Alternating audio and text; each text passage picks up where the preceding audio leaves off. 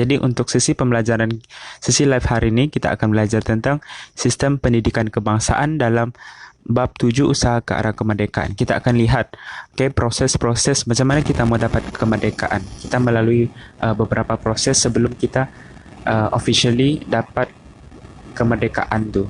Okey. Jadi untuk sebelum kita memulakan pembelajaran kita, jangan lupa untuk like dan share kepada kawan-kawan, okey? Like dan share kepada kawan-kawan terutama yang sedang menduduki tingkatan 4 supaya kita semua boleh belajar bersama-sama dan diharapkan video hari ini dapat dimanfaatkan untuk kepentingan kita bersama. Okay? Dan kalau ada sebarang komen ataupun pertanyaan ataupun tambahan tentang apa yang kita belajar hari ini, dialu-alukan untuk tinggalkan di ruangan komen di bawah. InsyaAllah kita akan cuba jawab bersama-sama. Boleh? Jadi untuk subtopik jawatan sistem pendidikan kebangsaan ni, kita akan tengok beberapa jawatan kuasa pelajaran. Kita akan tengok beberapa jawatan kuasa pelajaran yang muncul di tanah Melayu, Sabah dan juga Sarawak. Kita akan tengok beberapa. Jadi sebelum kita memperoleh kemerdekaan, kita berusaha untuk memantapkan lagi sistem pendidikan kebangsaan kita. Sebelum kita mempunyai kerajaan sendiri. Dia di bawah topik sistem pendidikan kebangsaan. Sistem pendidikan kebangsaan inilah yang kita guna pakai sehingga ke hari ini. Tetapi sistem pendidikan kebangsaan yang kita guna pakai ke hari ini, dia sebenarnya ada banyak proses. Ada banyak proses yang kita lalui lah sebelum kita dapat sistem pendidikan yang sistematik macam sekarang ni. Jadi kita tengok. Seperti yang kita ketahui, sebelum negara kita mencapai kemerdekaan dan semasa pendudukan British, semua sudah maklumkan kita dijajah oleh British. Sistem pendidikan negara kita ni sebelum kita mencapai kemerdekaan, kita bercorak vernacular. Vernacular ni basically maksudnya sistem pendidikan yang mengikut kaum. Macam contoh ada sekolah Inggeris, sekolah Melayu, sekolah Cina, sekolah Tamil. Sekolah-sekolah tersebut berdasarkan kaum masing-masing. Dia punya sukatan pembelajaran, bahasa ibunda pun mereka menggunakan bahasa ibunda masing-masing. Sekolah vernacular ni merupakan kesan daripada dasar yang diamalkan oleh British, iaitu dasar pecah dan perintah, divide and rule, yang kita belajar sebelum ni. Kerana bagi mereka strategi ni dapat lagi mengukuhkan kedudukan mereka untuk kepentingan politik dan ekonomi mereka di negara kita. That's why mereka bahagi-bahagikan mengikut tempat, macam orang Melayu di kampung, orang Cina di bandar, orang India di estate. Jadi diorang bagi-bagikan. Itu kita kenali sebagai dasar pecah dan perintah. Jadi dengan cara ini orang-orang Melayu, orang Cina dan India, mereka tidak dapat bersatu padu untuk menentang British. Itu antara sebab dia lah. Jadi itu merupakan punca penubuhan sekolah vernacular. Sebab sedikit tentang bagaimana sekolah vernacular tu diwujudkan. Jadi tokoh-tokoh pemimpin negara, mereka menentang sistem pendidikan vernacular dan mereka telah mengusulkan banyak laporan. Mereka mengusulkan banyak laporan bagi apa?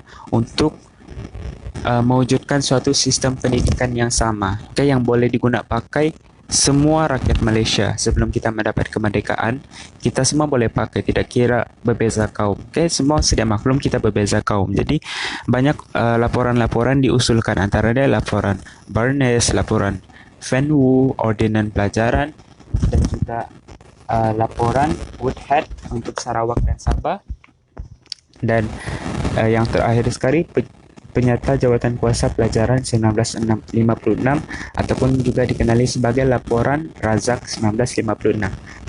Laporan Razak 1956 inilah yang kita guna pakai sehingga ke hari ini. Kita lihat satu-satu secara detail. Yang pertama sekali ialah laporan Barnes. Laporan Barnes. pada tahun 1951. Okey. Laporan ini dipengerusikan oleh L.J. Barnes, seorang pegawai berbangsa British, dan nama laporan ini pun diambil sempena nama pengerusi itu, iaitu L.J. Barnes. Dan laporan ini matlamat dia adalah untuk menekankan sekolah rendah di Tanah Melayu ni untuk membina bangsa penduduk Tanah Melayu yang menganggap Tanah Melayu tempat tinggal yang kekal. Okey, di sini kita dapat lihat laporan Barnes, matlamat dia adalah mereka menekankan kepentingan sekolah rendah tu, fungsi sekolah rendah sebagai tempat untuk penduduk mendapatkan ilmu, mendapatkan ilmu. Jadi mereka akan mempunyai kesedaran dan mereka akan menganggap Tanah Melayu ini sebagai tempat tinggal asal mereka, tempat tinggal yang kekal. Okey, selain daripada tu, laporan Barnes ni juga adalah mereka mencadangkan untuk sekolah-sekolah vernacular Melayu kah, Cina ataupun Tamil dibubarkan dan digantikan dengan satu jenis sekolah sahaja, iaitu sekolah jenis kebangsaan. Sekolah kebangsaan lah, yang menggunakan satu bahasa pengantar, kurikulum yang sama. Dia tiada macam Cina kah, Tamil kah. Itu antara cadangan dia. Kita tengok dia punya kandungan. Kandungan laporan Barnes.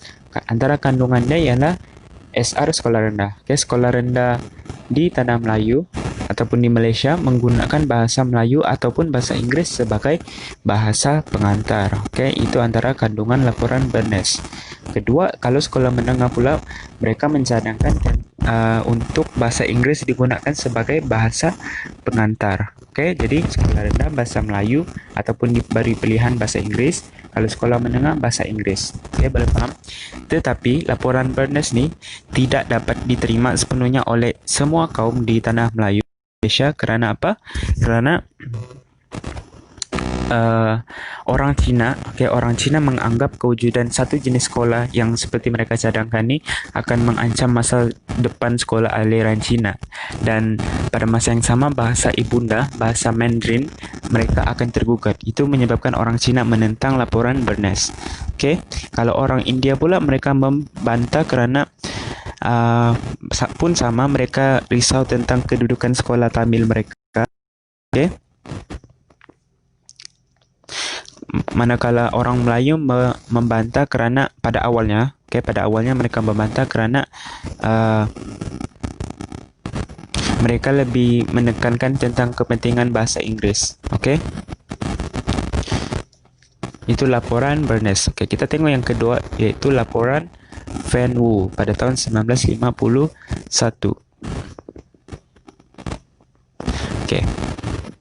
Laporan Van Wu ni diusulkan berikutan bantahan masyarakat Cina terhadap laporan Barnes tadi. Laporan Barnes tadi, kerana apa? Laporan Barnes, matlamat utama dia adalah untuk menghapuskan sekolah vernacular dan menggantikan sekolah kebangsaan, kan? Tapi laporan Van Wu ni dah berbantah. Jadi mereka mengusulkan laporan baru, iaitu laporan Van Wu. Mereka membantah sekolah cadangan laporan Barnes yang mahu menghapuskan sekolah vernacular dengan menggantikan sekolah kebangsaan. Jadi mereka mengusulkan satu lagi laporan, itu laporan Van Wu. Dan mereka mencadangkan sekolah Cina ni ditambah baik. Mereka mencadangkan sekolah Cina ni ditambah baik, dan mereka menganggap sekolah Cina ni akan memberi faedah kepada penduduk Tanah Melayu. Dan jawatan kuasa laporan Van Wu ni juga diwujudkan adalah untuk mengkaji sistem pendidikan Cina, sistem pendidikan yang berada di China untuk digunakan pakai di Tanah Melayu. Boleh faham? Kita tengok dia punya kandungan laporan Van Wu. Sekolah Cina diteruskan secara berasingan di bawah sistem kebangsaan. Di sini kita dapat lihat mereka masih ingin meneruskan laporan Van Wu ni dengan syarat sekolah Cina ni akan diletakkan di bawah sistem kebangsaan lah. Di bawah kerajaan pendidikan, dan pendidikan di sekolah Cina akan berorientasikan Tanah Melayu. Maksudnya dorang masih mengamalkan bahasa ibunda mereka, tetapi pada masa yang sama mereka tetap berorientasikan Tanah Melayu. Dan mereka juga menyokong penggunaan 3 bahasa, bahasa Melayu, Cina dan Inggris sebagai bahasa pengantar. Okey, boleh faham? Okey, kita tengok yang seterusnya, Ordinan Pelajaran 1952. Okey, Ordinan Pelajaran 1952 ni adalah untuk bertujuan untuk membentuk sistem pendidikan yang menggunakan bahasa rasmi persekutuan. Bahasa rasmi persekutuan apa? Iaitu bahasa Melayu lah, kan? Basically, Ordinan Pelajaran 1952 ni dia diperkenalkan, dia mengambil kira kedua-dua laporan sebelum ni, iaitu laporan Fenwood dan juga laporan Barnes. Okey. Dan Ordinan Pelajaran 1952 ni mencadangkan dua sistem persekolahan yang menggunakan dua bahasa pengantar yang berbeza, iaitu bahasa Inggeris dan juga bahasa Melayu. Dan kalau bahasa Cina dan Tamil akan dipertimbangkan sekiranya terdapat permintaan daripada ibu bapa. Jadi bahasa Cina dan Tamil akan juga dipelajari oleh pelajar, tetapi dengan syarat bila ada permintaan dari ibu bapa sahaja. Okey. Tetapi Ordinan Pelajaran 1952 ni tidak dapat dilaksanakan kerana dia mendapat tentangan daripada orang Cina dan orang India, dan antara sebab lain dia kekurangan sumber kewangan selain daripada ancaman pengganas komunis pada masa tersebut 1952. Okey, kita tengok kandungan dia. Tadi macam saya cakap lah. Okey, kandungan dia. Ordinan Pelajaran 1952 mencadangkan Tanah Melayu mempunyai dua jenis sekolah rendah, menggunakan bahasa Melayu dan bahasa Inggeris sebagai bahasa pengantar. Kedua, kalau sekolah menengah guna bahasa Inggeris sebagai bahasa pengantar. Ketiga, bahasa Cina dan Tamil diajar sebagai bahasa ketiga di Sarawak di sekolah rendah sekiranya terdapat 15 orang murid dalam kumpulan yang sama. Okey, boleh faham? Okey. Itu 3 tu terkuasa. Yang keempat kita tengok laporan Woodhead, Sarawak dan Sabah 1955. Okay, laporan Woodhead ni dia khusus di Sarawak dan Sabah. Okay.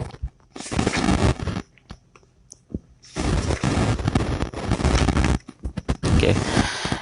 Jadi matlamat dia adalah untuk memperkasakan pendidikan sekolah rendah dan menengah. Okey, memperkasakan pendidikan rendah dan menengah. Dan laporan Woodhead ni dia menitikberatkan kepentingan bahasa Inggeris sebagai bahasa pengantar. Okey, kerana apa, di Sarawak dan Sabah mereka memang pada masa sebelum merdeka, mereka memang bahasa pengantar utama mereka adalah bahasa Inggeris. Okey, jadi itu antara sebab mereka menitikberatkan kepentingan bahasa Inggeris sebagai bahasa pengantar. Okey, ketika mewujudkan sistem pembiayaan pendidikan yang teratur. Okey, boleh faham? Okey, kita tengok yang kelima, yang terakhir sekali, iaitu Penyata Jabatan Kuasa Pelajaran 1956 Laporan Razak ataupun dikenali sebagai Laporan Razak. Okey, sistem pendidikan laporan Razak ni adalah laporan yang kita guna pakai sehingga ke hari ini. Dia menjadi suatu asas yang kukuh, okay, menjadi asas kepada sistem pendidikan kebangsaan kita. Boleh faham? Dan dia ni diguna pakailah sehingga ke hari ini. Okey, kita tengok dia punya matlamat. Okey, matlamat laporan Razak ni dia menetapkan sistem persekolahan yang sama bagi semua bangsa. Okey, jadi orang Melayu, orang Cina dan India menggunakan sistem persekolahan yang sama, sistem sekolah kebangsaan lah maksudnya. Okey, lepas tu bahasa Melayu sebagai bahasa pengantar. Okey, kerana apa, bahasa Melayu kan bahasa kebangsaan. Jadi mereka kalau mau wujudkan sekolah tu mesti guna bahasa Melayu.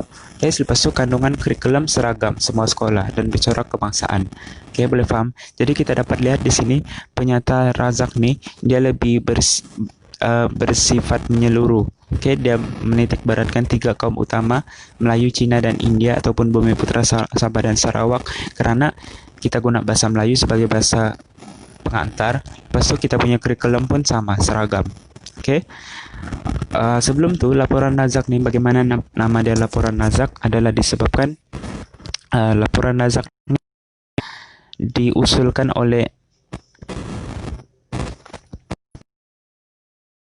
Razak, iaitu bekas Perdana Menteri kita ataupun bekas Menteri Pendidikan pada masa tersebut. Okey, Tun Abdul Razak Husin. Dia selaku Menteri Pelajaran pada waktu tersebut.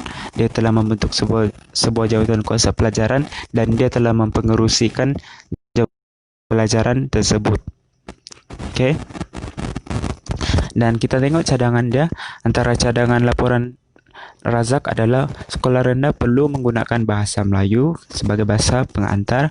Okey, kalau sekolah jenis, sekolah jenis tahu kan, sekolah jenis Cina ataupun sekolah jenis, untuk sekolah jenis sekolah rendah mereka perlu menggunakan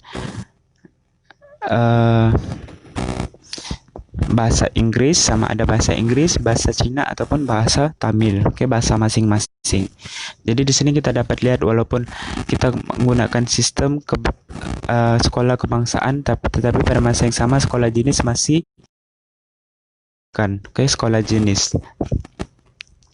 Ketiga, bahasa Melayu dan bahasa Inggris dijadikan mata pelajaran wajib di sekolah rendah. Okey, bahasa Melayu dan bahasa Inggris dijadikan mata pelajaran wajib. Keempat adalah sekolah menengah kebangsaan akan menggunakan bahasa Melayu sebagai bahasa pengantar dan bahasa Inggris sebagai mata pelajaran. Okey, bahasa Melayu sebagai bahasa pengantar. Jadi bahasa pengantar ni maksudnya bahasa yang digunakan pakailah dalam harian, macam dalam pertuturan, dalam tugas rasmi, macam dalam perhimpunan, semua tu. Tapi kalau bahasa Inggris ni orang tidak guna sebagai bahasa pertuturan, tetapi sebagai bahasa mata pelajaran saja. Orang akan belajar dalam pendidikan. Okey, dalam silibus orang akan belajar. Jadi antara elemen penting laporan penyata Razak yang kita dapat lihat adalah sistem pendidikan semua sama bagi semua penduduk dan kurikulum dia bercorak kebangsaan. Okey, Razak ni juga mencadangkan penggunaan bahasa Melayu sebagai bahasa pengantar. Okey, manakala bahasa Inggris digunakan sebagai mata pelajaran. Okey, pada masa yang sama sekolah jenis umum macam sekolah Inggris, Cina ataupun Tamil dia masih digunakan pakai. Okey, dia masih digunakan pakai, tetapi still juga berlandaskan sistem pendidikan kebangsaan. Okey, boleh faham? Jadi di sini kita dapat lihat laporan Razak ni dia diterima kerana apa? Kerana dia menyeluruh. Okey, dia menyeluruh. Dia menekan tentang kepentingan menyeluruh yang boleh digunakan pakai tiga kaum utama. Ada orang Melayu kah, orang Cina kah dan orang India. Okey. Dan selepas laporan Razak ni telah dijadikan Ordinan Pelajaran 1957. Maksudnya di sini laporan Razak ni telah menjadi rujukan. Telah menjadi rujukan ataupun undang-undang, bukan juga undang-undang. Dia satu ordinan, ordinan pelajaran yang digunakan pakai sehingga ke hari ini. Okey, tetapi ditambah baik dari masa ke semasa lah.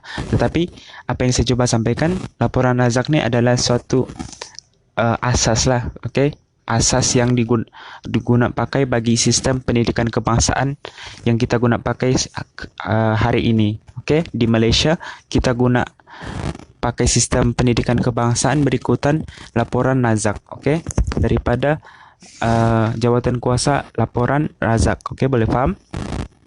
Okey.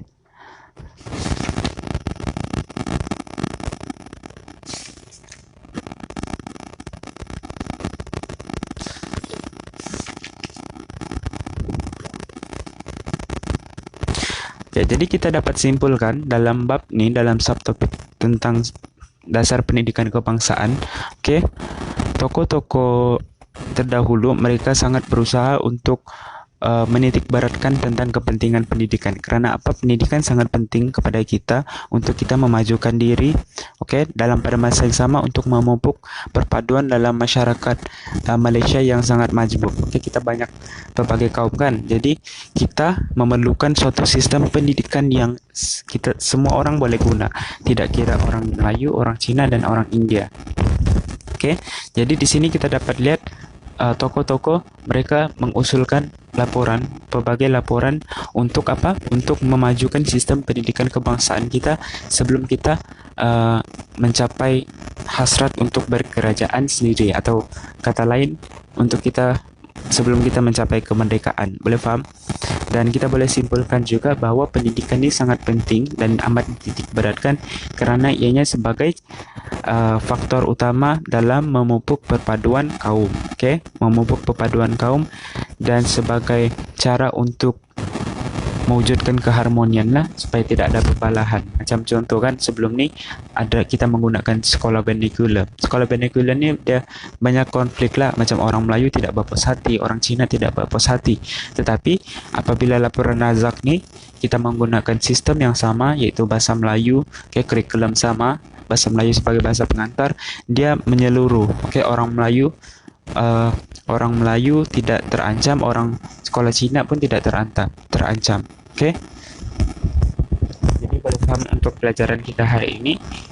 Itu saja untuk jawatan kuasa pelajaran di Tanah Melayu, Sabah dan Sarawak ataupun sistem pendidikan kebangsaan. Kalau ada apa-apa persoalan, pertanyaan ataupun komen atau apa yang kamu mau tambah, dialu-alukan untuk share untuk komen di ruangan komen di bawah, dan jangan lupa untuk share kepada kawan-kawan yang sedang menduduki tingkatan 4. Dan kamu boleh tengok balik, in case kamu baru masuk, kamu boleh tengok balik di page Tutor Plus New Zealand. Saya akan save live kita hari ini. Jadi kamu boleh tengok balik bila-bila masa di page Tutor Plus New Zealand.